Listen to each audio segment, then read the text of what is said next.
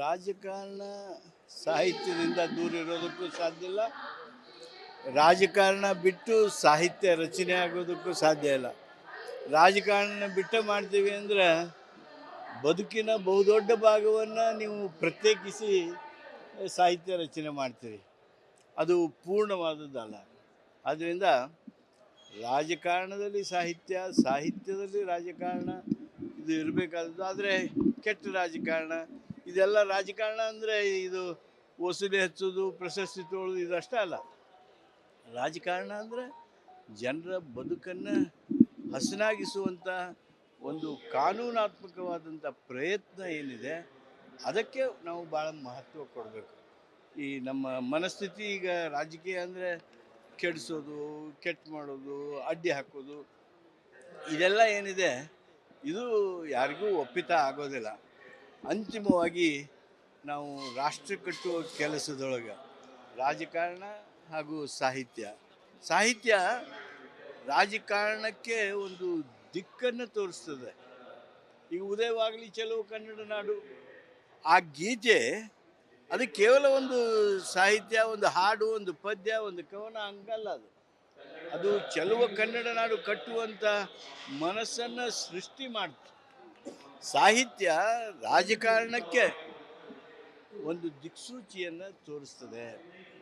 ಆದ್ದರಿಂದ ಸಾಹಿತ್ಯ ರಾಜಕಾರಣಕ್ಕೆ ಮಾರ್ಗದರ್ಶನ ಮಾಡುವಂಗಿರಬೇಕು. ರಾಜಕಾರಣ ಸಾಹಿತ್ಯವನ್ನು ಸದುಪಯೋಗ ಮಾಡಿಕೊಳ್ಳುವಂತಿರಬೇಕು. ಆ ರೀತಿಯ ಸುಮಧುರ ವಾತಾವರಣ ಬರಬೇಕು.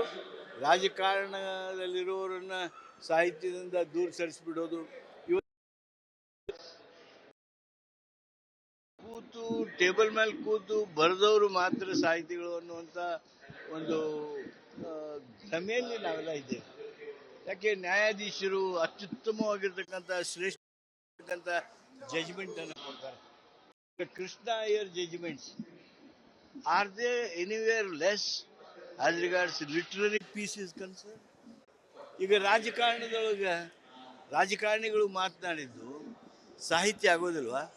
ಜವಾಹರ್ಲಾಲ್ ನೆಹರು ಮಾತನಾಡಿರ್ತಕ್ಕಂಥ ಆ ಭಾಷಣಗಳು, ವಾಜಪೇಯಿಯವರು ಮಾಡಿರ್ತಕ್ಕಂಥ ಭಾಷಣಗಳು, ಗಾಂಧೀಜಿಯವರ ಬರವಣಿಗೆಗಳು, ಸರೋಜಿನಿ ನಾಯ್ಡು ಅವರ ಬರವಣಿಗೆಗಳು, ಇವೆಲ್ಲ ಸಣ್ಣ ಸಾಹಿತ್ಯನ ಇದು.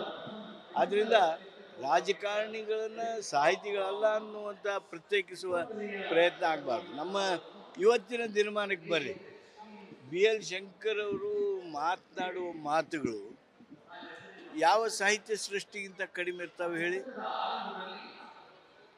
ಅವೆಲ್ಲವುಗಳನ್ನು ಗಮನದಲ್ಲಿರಿಸಿಕೊಂಡು ಈ ಮಧುರವಾಗಿರ್ತಕ್ಕಂಥ ಸಂಬಂಧ ರಾಜಕಾರಣ ಹಾಗೂ ಸಾಹಿತ್ಯಕ್ಕೆ ಆಗಬೇಕು. ಅದು ಆಗೋದಕ್ಕೆ ಈ ಒಂದು ಮಂಡ್ಯ ಸಕ್ಕರೆ ನಾಡಿನ ಈ ಸಾಹಿತ್ಯ ಸಮ್ಮೇಳನ ಒಂದು ಉತ್ತಮವಾಗಿರ್ತಕ್ಕಂಥ ತಿಳಿಯಾದ ವೇದಿಕೆಯನ್ನು ಕೊಡ್ತದೆ ಅಂತ ಭಾವಿಸ್ತಾರೆ. ಸಹಜವಾಗಿ ಇಂಥ ಸಮ್ಮೇಳನದಲ್ಲಿ ಭಾಗವಹಿಸುವುದಂದ್ರೆ ಒಂದು ಗೌರವ. ಹಾಗೂ ನಮ್ಮ ಭಾಗದಿಂದ ಆಗಮಿಸಿರ್ತಕ್ಕಂಥ ಸಾಹಿತಿಗಳನ್ನು ಭೇಟಿಯಾಗೋದಕ್ಕೆ ಸಾಧ್ಯ ಆಯಿತು, ಕನ್ನಡ ಅಭಿಮಾನಿಗಳನ್ನು ಭೇಟಿಯಾಗೋದಕ್ಕೆ ಸಾಧ್ಯ ಆಯಿತು. ಇಲ್ಲಿ ಮಾಡಿರ್ತಕ್ಕಂಥ ವ್ಯವಸ್ಥೆ, ಊಟ ಮಾಡಿದೆವು ನಾವು ಮನೆಯಾಗ ಸಹಿತ ಅಂತ ಊಟ ಮಾಡೋದಲ್ಲ, ಅಷ್ಟು ವೆರೈಟಿ ಆಫ್ ಫುಡ್ಡನ್ನು ಕೊಟ್ಟರು, ಆತಿಥ್ಯವನ್ನು ನೀಡಿದರು. ಆ ಫುಡ್ ಕಮಿಟಿ ಚೇರ್ಮನ್ರು ನಮ್ಮ ಸ್ನೇಹಿತರು ಆಗಿದ್ದರಿಂದ ಒಂದು ವಿಶೇಷ MLA ಅವರಿಗೆ ನಾವು ಕೃತಜ್ಞತೆ ಹೇಳಬೇಕು. ಅಷ್ಟು ಉತ್ತಮವಾಗಿರ್ತಕ್ಕಂಥ ಊಟ ಬಡಿಸಿದ್ರು. ಸದನದಲ್ಲಿ ನಡೆದಂಥ ಕಾನೂನು ತನ್ನ ಕ್ರಮವನ್ನು ತೆಗೆದುಕೊಂಡಿದೆ. ರಾಜಕೀಯಗೊಳಿಸ್ತಕ್ಕಂಥದ್ದು ಆಗಬಾರ್ದು. ಅಲ್ಲಿ ಏನೊಂದು ಹೇಯವಾಗಿರ್ತಕ್ಕಂಥ ಘಟನೆ ಸಂದರ್ಭ ನಡೆದು ಹೋಗಿದೆ, ಅದನ್ನು ನಾವು ಕಂಡೆಮ್ ಮಾಡುವಂಥ ಮನಸ್ಸು ಎಲ್ಲರಲ್ಲೂ ಬರಬೇಕು. ಆ ರೀತಿ ಹೇಳಿಕೆಗಳನ್ನೇ ನಾನು ಕೊಟ್ಟಿಲ್ಲ, ತಿಳಿಸಲಾಗ್ತಾ ಇದೆ ಅಂತ ಕೂಡ ಹೇಳ್ತಾರೆ. ಅವ್ರ ಪಕ್ಷದವ್ರನ್ನ ಕೇಳ್ರಿ, ಅವ್ರ ಪಕ್ಷದವರು ಹೇಳ್ತಾರಲ್ಲ, ಅವರು ಸುಳ್ಳು ಹೇಳ್ತಾರ? ಹೊರಟಿಯವರು ರೆಕಾರ್ಡಿಂಗ್ ಆಗಿಲ್ಲ ಅನ್ನೋಂಥದ್ದು ಕೂಡ ಹೇಳ್ತಾರೆ. ರೆಕಾರ್ಡಿಂಗ್ ಅಲ್ಲಿ ಅದು ಎಡ್ಜನ್ ಆದಮೇಲೆ ಆಗಿರ್ತಕ್ಕಂಥದ್ದು, ಅದಕ್ಕೆ ಅದು ರೆಕಾರ್ಡ್ ಆಗಿರಲಿಕ್ಕಿಲ್ಲ, ಅದು ಅಫಿಷಿಯಲ್ ಇದರೊಳಗೆ. ಅದರ ನಂತರ ತೆಗೆದವರು ಇದ್ದಾರೆ, ಆ ವಿಡಿಯೋ ಇದ್ದವರು ಇದ್ದಾರೆ.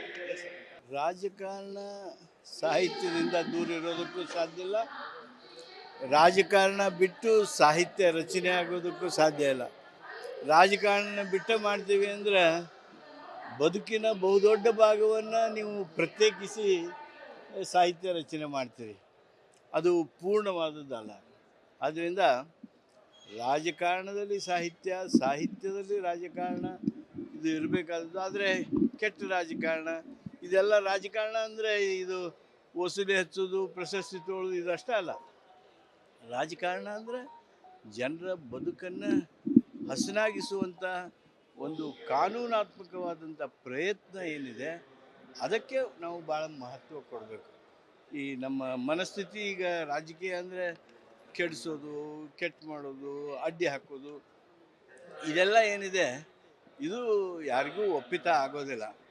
ಅಂತಿಮವಾಗಿ ನಾವು ರಾಷ್ಟ್ರ ಕಟ್ಟುವ ಕೆಲಸದೊಳಗೆ ರಾಜಕಾರಣ ಹಾಗೂ ಸಾಹಿತ್ಯ ರಾಜಕಾರಣಕ್ಕೆ ಒಂದು ದಿಕ್ಕನ್ನು ತೋರಿಸ್ತದೆ. ಈಗ ಉದಯವಾಗಲಿ ಚಲೋ ಕನ್ನಡ ನಾಡು, ಆ ಗೀತೆ ಅದು ಕೇವಲ ಒಂದು ಸಾಹಿತ್ಯ, ಒಂದು ಹಾಡು, ಒಂದು ಪದ್ಯ, ಒಂದು ಕವನ ಹಂಗಲ್ಲ. ಅದು ಚಲುವ ಕನ್ನಡ ನಾಡು ಕಟ್ಟುವಂಥ ಮನಸ್ಸನ್ನು ಸೃಷ್ಟಿ ಮಾಡ್ತದೆ. ಸಾಹಿತ್ಯ ರಾಜಕಾರಣಕ್ಕೆ ಒಂದು ದಿಕ್ಸೂಚಿಯನ್ನು ತೋರಿಸ್ತದೆ. ಆದ್ದರಿಂದ ಸಾಹಿತ್ಯ ರಾಜಕಾರಣಕ್ಕೆ ಮಾರ್ಗದರ್ಶನ ಮಾಡುವಂಗಿರಬೇಕು, ರಾಜಕಾರಣ ಸಾಹಿತ್ಯವನ್ನು ಸದುಪಯೋಗ ಮಾಡಿಕೊಳ್ಳುವಂತಿರಬೇಕು. ಆ ರೀತಿಯ ಸುಮಧುರ ವಾತಾವರಣ ಬರಬೇಕು. ರಾಜಕಾರಣದಲ್ಲಿರೋರನ್ನ ಸಾಹಿತ್ಯದಿಂದ ದೂರ ಸರಿಸಿಬಿಡೋದು, ಕೂತು ಟೇಬಲ್ ಮೇಲೆ ಕೂತು ಬರೆದವರು ಮಾತ್ರ ಸಾಹಿತಿಗಳು ಅನ್ನುವಂಥ ಒಂದು ಭ್ರಮೆಯಲ್ಲಿ ನಾವೆಲ್ಲ ಇದ್ದೇವೆ. ಯಾಕೆ ನ್ಯಾಯಾಧೀಶರು ಅತ್ಯುತ್ತಮವಾಗಿರ್ತಕ್ಕಂಥ ಶ್ರೇಷ್ಠ ಜಜ್ಮೆಂಟ್ ಅನ್ನು ಕೊಡ್ತಾರೆ. Krishna Iyer judgments are they anywhere less as regards literary piece is concern? ಈಗ ರಾಜಕಾರಣದೊಳಗೆ ರಾಜಕಾರಣಿಗಳು ಮಾತನಾಡಿದ್ದು ಸಾಹಿತ್ಯ ಆಗೋದಿಲ್ವಾ? ಜವಾಹರ್ಲಾಲ್ ನೆಹರು ಮಾತನಾಡಿರ್ತಕ್ಕಂಥ ಆ ಭಾಷಣಗಳು, ವಾಜಪೇಯಿಯವರು ಮಾಡಿರ್ತಕ್ಕಂಥ ಭಾಷಣಗಳು, ಗಾಂಧೀಜಿಯವರ ಬರವಣಿಗೆಗಳು, ಸರೋಜಿನಿ ನಾಯ್ಡು ಅವರ ಬರವಣಿಗೆಗಳು, ಇವೆಲ್ಲ ಸಣ್ಣ ಸಾಹಿತ್ಯನ ಇದು. ಆದ್ದರಿಂದ ರಾಜಕಾರಣಿಗಳನ್ನು ಸಾಹಿತಿಗಳಲ್ಲ ಅನ್ನುವಂಥ ಪ್ರತ್ಯೇಕಿಸುವ ಪ್ರಯತ್ನ ಆಗಬಾರ್ದು. ನಮ್ಮ ಇವತ್ತಿನ ದಿನಮಾನಕ್ಕೆ ಬರ್ರಿ, BL ಶಂಕರ್ ಅವರು ಮಾತನಾಡುವ ಮಾತುಗಳು ಯಾವ ಸಾಹಿತ್ಯ ಸೃಷ್ಟಿಗಿಂತ ಕಡಿಮೆ ಇರ್ತಾವೆ ಹೇಳಿ? ಅವೆಲ್ಲವುಗಳನ್ನು ಗಮನದಲ್ಲಿರಿಸಿಕೊಂಡು ಈ ಮಧುರವಾಗಿರ್ತಕ್ಕಂಥ ಸಂಬಂಧ ರಾಜಕಾರಣ ಹಾಗೂ ಸಾಹಿತ್ಯಕ್ಕೆ ಆಗಬೇಕು. ಅದು ಆಗೋದಕ್ಕೆ ಈ ಒಂದು ಮಂಡ್ಯ ಸಕ್ಕರೆ ನಾಡಿನ ಈ ಸಾಹಿತ್ಯ ಸಮ್ಮೇಳನ ಒಂದು ಉತ್ತಮವಾಗಿರ್ತಕ್ಕಂಥ ತಿಳಿಯಾದ ವೇದಿಕೆಯನ್ನು ಕೊಡ್ತದೆ ಅಂತ ಭಾವಿಸ್ತಾರೆ. ಸಹಜವಾಗಿ ಇಂಥ ಸಮ್ಮೇಳನದಲ್ಲಿ ಭಾಗವಹಿಸುವುದಂದ್ರೆ ಒಂದು ಗೌರವ. ಹಾಗೂ ನಮ್ಮ ಭಾಗದಿಂದ ಆಗಮಿಸಿರ್ತಕ್ಕಂಥ ಸಾಹಿತಿಗಳನ್ನು ಭೇಟಿಯಾಗೋದಕ್ಕೆ ಸಾಧ್ಯ ಆಯಿತು, ಕನ್ನಡ ಅಭಿಮಾನಿಗಳನ್ನು ಭೇಟಿಯಾಗೋದಕ್ಕೆ ಸಾಧ್ಯ ಆಯಿತು. ಇಲ್ಲಿ ಮಾಡಿರ್ತಕ್ಕಂಥ ವ್ಯವಸ್ಥೆ, ಊಟ ಮಾಡಿದೆವು ನಾವು ಮನೆಯಾಗ ಸಹಿತ ಅಂತ ಊಟ ಮಾಡೋದಲ್ಲ, ಅಷ್ಟು ವೆರೈಟಿ ಆಫ್ ಫುಡ್ಡನ್ನು ಕೊಟ್ಟರು, ಆತಿಥ್ಯವನ್ನು ನೀಡಿದರು. ಆ ಫುಡ್ ಕಮಿಟಿ ಚೇರ್ಮನ್ರು ನಮ್ಮ ಸ್ನೇಹಿತರು ಆಗಿದ್ದರಿಂದ ಒಂದು ವಿಶೇಷ MLA ಅವರಿಗೆ ನಾವು ಕೃತಜ್ಞತೆ ಹೇಳಬೇಕು. ಅಷ್ಟು ಉತ್ತಮವಾಗಿರ್ತಕ್ಕಂಥ ಊಟ ಸದನದಲ್ಲಿ ನಡೆದಂಥ ಜಟಾಪಟಿ, ಆ ನಂತರದಲ್ಲಿ ಕಾನೂನು ತನ್ನ ಕ್ರಮವನ್ನು ತೆಗೆದುಕೊಂಡಿದೆ. ರಾಜಕಾರಣ ರಾಜಕೀಯಗೊಳಿಸ್ತಕ್ಕಂಥದ್ದು ಆಗಬಾರ್ದು. ಅಲ್ಲಿ ಏನೊಂದು ಹೇಯವಾಗಿರ್ತಕ್ಕಂಥ ಘಟನೆ ಸಂದರ್ಭ ನಡೆದು ಹೋಗಿದೆ, ಅದನ್ನು ನಾವು ಕಂಡೆಮ್ ಮಾಡುವಂಥ ಮನಸ್ಸು ಎಲ್ಲರಲ್ಲೂ ಬರಬೇಕು. ಆ ರೀತಿ ಹೇಳಿಕೆಗಳನ್ನೇ ನಾನು ಕೊಟ್ಟಿಲ್ಲ, ತಿಳಿಸಲಾಗ್ತಾ ಇದೆ ಅಂತ ಕೂಡ ಹೇಳ್ತಾರೆ. ಅವ್ರ ಪಕ್ಷದವ್ರನ್ನ ಕೇಳ್ರಿ, ಅವ್ರ ಪಕ್ಷದವರು ಹೇಳ್ತಾರಲ್ಲ, ಅವರು ಸುಳ್ಳು ಹೇಳ್ತಾರ?